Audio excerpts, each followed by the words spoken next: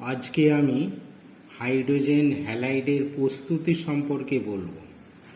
হাইড্রোজেনের হ্যালাইডগুলি হলো HF hydrofluoric acid, HCl hydrochloric acid, hydrobromic acid এবং HI হচ্ছে হাইড্রো আয়োডিক অ্যাসিড।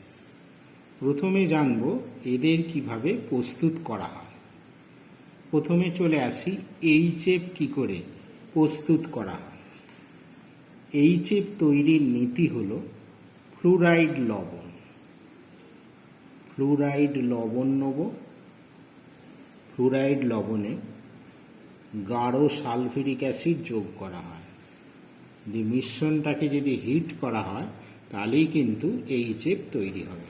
তাহলে কি বললাম, যে কোনো ফ্লুরাইড লবণে গাঢ় সালফিউরিক অ্যাসিড যোগ করে উত্তপ্ত করলে HF তৈরি হবে। HF তৈরি হয় মোটামুটি CaF2 অর্থাৎ ক্যালসিয়াম ফ্লুরাইড, যেটাকে ফ্লুওস্পার নামেও পরিচিত। ফ্লুওস্পারে গাঢ় সালফিউরিক অ্যাসিড যোগ করলে কি তৈরি হয় না, CaSO4 হবে প্লাস 2HF তৈরি হবে, হাইড্রোফ্লুরিক অ্যাসিড তৈরি হয়। সিমিলারলি NaF, এতেও যদি তুমি গাঢ় সালফিউরিক অ্যাসিড দাও H2SO4, কি হবে না, এখানেও HF তৈরি হবে প্লাস NaHSO4 তৈরি হবে। HCl কি করে তৈরি করব, ঠিক একই রকম। যে কোনো ক্লোরাইড লবণে যদি আমরা গাঢ় সালফিউরিক অ্যাসিড যোগ করে মিশ্রণটাকে যদি উত্তপ্ত করা হয় তাহলেই কিন্তু HCl গ্যাস তৈরি হয়। তাহলে কি বললাম, যে কোনো ক্লোরাইড লবণে গাঢ় সালফিউরিক অ্যাসিড যোগ করে উত্তপ্ত করলে HCl তৈরি হয়। তা পরীক্ষাগারে সোডিয়াম ক্লোরাইডের সঙ্গে গাঢ় সালফিউরিক অ্যাসিড মিশিয়ে মিশ্রণটাকে যদি উত্তপ্ত করো, দুটো ধাপে রাসায়নিক বিক্রিয়া হবে। প্রথম ধাপে হবে NaHSO4 প্লাস HCl। এটা মোটামুটি 200 ডিগ্রি সেন্টিগ্রেড মতো হয়। বা সোডিয়াম বাইসালফেটটা আবার কি হয় না, NaCl এর সঙ্গে দ্বিতীয় ধাপে রাসায়নিক বিক্রিয়া করে, এটা গ্রেটার দেন 200 ডিগ্রি সেন্টিগ্রেড। তাহলে কি হবে, Na2SO4 হবে প্লাস HCl তৈরি হবে। অর্থাৎ যে কোনো ক্লোরাইড লবণে গাঢ় সালফিউরিক অ্যাসিড যোগ করলে HCl পাওয়া যাবে। ঠিক একইভাবে যদি ব্রোমাইড বা আয়োডাইড লবণে আমরা গাঢ় সালফিউরিক অ্যাসিড দিই তাহলে কি উৎপন্ন হওয়ার কথা না, NaBr এ গাঢ় সালফিউরিক অ্যাসিড দাও, কি হবে Na2SO4 প্লাস 2HBr হলো। এটা উৎপন্ন হওয়ার কথা, কিন্তু বাস্তবে এটা তৈরি হবে না। তার মানে এটা লিখতে পারি no reaction. Similarly NaI sodium আয়োডাইডে গাঢ় সালফিউরিক অ্যাসিড দিলে উৎপন্ন হওয়ার কথা হচ্ছে Na2SO4 প্লাস 2HI, কিন্তু এটাও তৈরি হবে না। তাহলে কি দেখলাম, যেভাবে HF এবং HCl তৈরি করা যায় সেভাবে কিন্তু HBr এবং HI কে তৈরি করা যায় না। তাহলে কি হয়, NaBr এ যদি গাঢ় সালফিউরিক অ্যাসিড দেওয়া যায় তাহলে Na2SO4 হবে, সালফার ডাইঅক্সাইড হবে, ব্রোমিন হবে, জল হবে। অর্থাৎ HBr তৈরি না হয়ে ব্রোমিনে পরিণত হবে। ঠিক একইভাবে NaI আয়োডাইড লবণে গাঢ় সালফিউরিক অ্যাসিড যোগ করলেও সেখানে কিন্তু HI তৈরি হয় না। এই রকম ধরনের রাসায়নিক বিক্রিয়া হয়, তার বদলে আয়োডিনে পরিণত হয়। তাহলে প্রশ্ন হলো, আমরা HBr এবং HI তৈরি করব কি করে।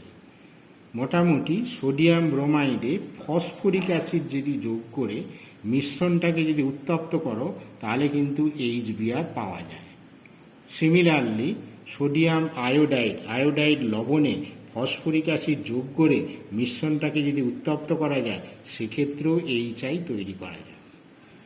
আবার HBr এবং HI তৈরির ভালো পদ্ধতি হলো এই রকম।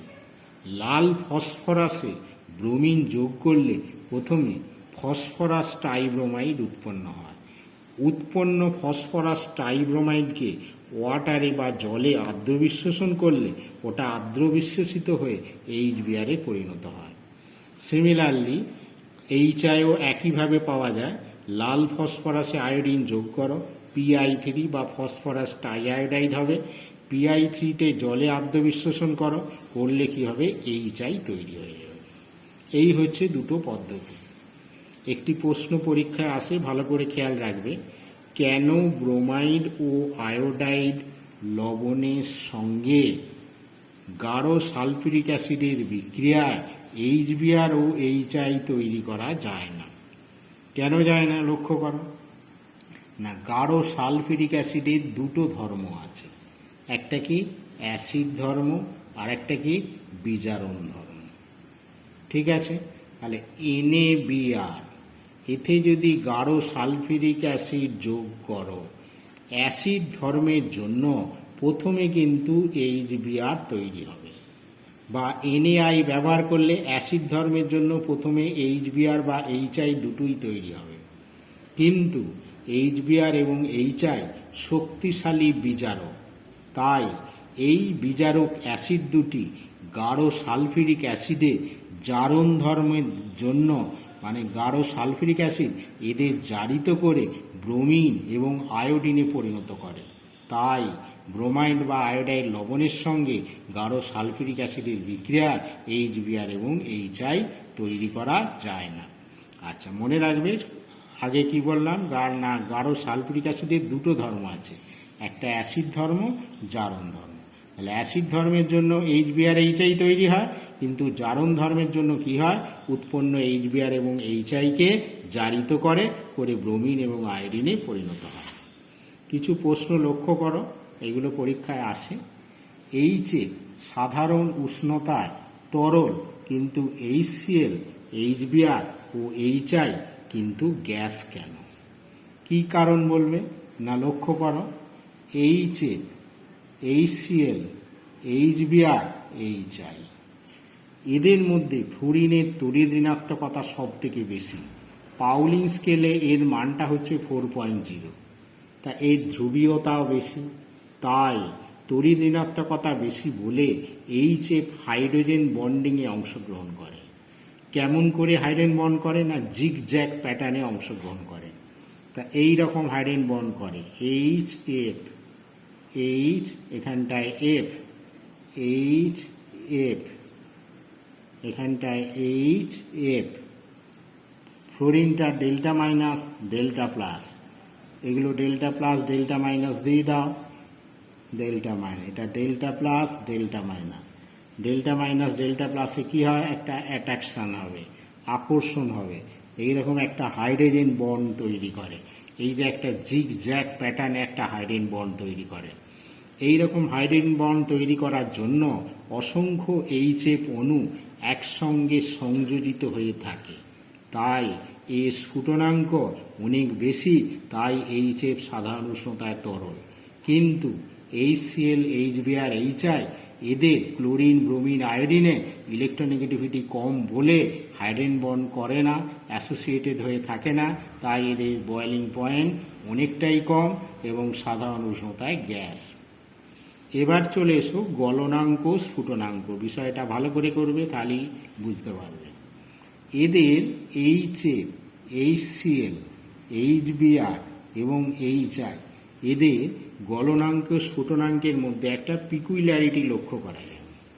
কি বললাম, ফ্লুরিনের ইলেকট্রোনেগেটিভিটি বেশি বলে HF অণু এরকম জিগ জ্যাগ হাইড্রোজেন বন্ড করে, অসংখ্য HF অণু সংযোজিত হয়ে থাকে, তাই HF এর স্ফুটনাঙ্ক সব থেকে বেশি। HF greater than.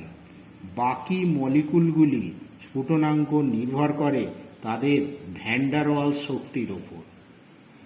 HI এর আণবিক গুরুত্ব সব থেকে বেশি, কত, 128, আর HBr এর অনেক কম, তাই HI এর ভ্যান ডার ওয়ালস শক্তির মান অনেক বেশি সেই জন্য, আর HCl এর ভ্যান ডার ওয়ালস শক্তির মান অনেক কম, তাই এই তিনটের অর্ডারের মধ্যে হবে HF এর পর HI, greater than HBr, greater than HCl। তাহলে এটার ম্যাক্সিমাম কেন না, ডিউ টু হাইড্রোজেন বন্ড। এগুলো কি অর্ডারে হয় না, due to van der Waals শক্তির ওপর নির্ভর করে।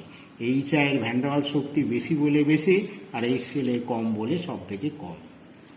দ্বিমেরু ভ্রামক, হ্যালোজেনের হাইড অ্যাসিডগুলি দ্বিমেরু ভ্রামকের মান নির্ভর করে তাদের পোলারিটির ওপর, ইলেকট্রোনেগেটিভিটির ওপর।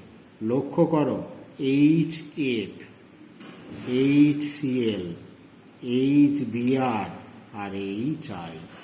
ইলেকট্রোনেগেটিভিটি সব থেকে বেশি ফ্লুরিনের পাউলিং স্কেলে মান 4, তাই বন্ধন ইলেকট্রন জোড়টা ফ্লুরিনের দিকে বেশি করে সরে থাকে। এটা ডেল্টা মাইনাস ডেল্টা প্লাস, অতএব এটা মোর পোলার। আর আয়োডিনের ইলেকট্রোনেগেটিভিটি অনেক কম, হাইড্রোজেনের 2.1 আর আয়োডিনের হচ্ছে 2.5, ডিফারেন্সটা অনেকটাই কম। সেই জন্য কী হয়, এর পোলারিটি সব থেকে কম। তাহলে পোলারিটি অর্ডারে সাজালে এইটা গ্রেটার দেন এটা, গ্রেটার দেন এইটা, তাহলে পোলারিটি ডিপেন্ড করে ইলেকট্রোনেগেটিভিটি ডিফারেন্সের ওপর। HF এর ডিফারেন্সটা সব থেকে কম বলে কম, এই সব থেকে বেশি বলে এর পোলারিটি বেশি, আর HI ইলেকট্রোনেগেটিভিটি ডিফারেন্সটা কম বলে দ্বিমেরু ভ্রামক সব থেকে কম। অ্যাসিডিক প্রপার্টি ভালো করে শিখবে এটা। অ্যাসিডিক প্রপার্টি, হ্যালোজেনের হাইড অ্যাসিডগুলি ডিপেন্ড করে বন্ড লেন্থের উপর। এখন ফ্লুরিন, ক্লোরিন, ব্রোমিন, আয়োডিনের মধ্যে আকারের ক্রম হলো, আয়োডিনের আকার সব থেকে বড়, greater than bromine, greater than chlorine, greater than F, এফটাকে ফ্লুরিন। তাহলে কি বললাম, HI, এই বন্ড ডিস্টেন্সটা HF বা HCl বা HBr এর থেকে অনেকটাই বড়। বন্ড লেন্থ যত বড় হবে, বন্ড ডিসোসিয়েশন এনার্জি তত কম হবে। তাহলে HI এর বন্ড লেন্থটা বড় বলে এই বন্ড ডিসোসিয়েশন এনার্জি সব থেকে কম, অর্থাৎ HI সহজে বিয়োজিত হয়ে H+ আয়ন দিতে পারে। তাই অ্যাসিডিটির অর্ডারে সাজালে HI greater than HBr greater than HCl greater than HF, এই অর্ডারে হবে। Thermal stability, thermal stability depend করে বন্ড এনার্জির ওপর। একটু আগেই বলেছি HI বন্ড লেন্থ বড় বলে এর বন্ড ডিসোসিয়েশন এনার্জি বা বন্ড এনার্জি সব থেকে কম, তাই HI দ্রুত বিয়োজিত হয়ে যায় বা ভেঙে যায়। সেই জন্য HI এর থার্মাল স্টেবিলিটি সব থেকে কম। তাহলে অর্ডারটা কি হবে, HI less than HBr, less than HCl, less than HF। ফ্লুরিনের আকার সব থেকে ছোট বলে, বন্ড লেন্থটা সব থেকে কম বলে, বন্ড এনার্জিটা সব থেকে ম্যাক্সিমাম, তাই এর থার্মাল স্টেবিলিটি সব থেকে বেশি। রিডিউসিং পাওয়ার, রিডিউসিং পাওয়ারটা এই অর্ডারে হয়, মনে রাখবে, HI greater than HBr greater than HCl greater than HF। আয়োডিনের আকার বড় বলে, HI বন্ড লেন্থটা সব থেকে বড় বলে এই বন্ডটা ইজিলি ডিসোসিয়েট করে এবং ডিসোসিয়েট করে এটা সহজেই বিয়োজিত হয়ে যায়।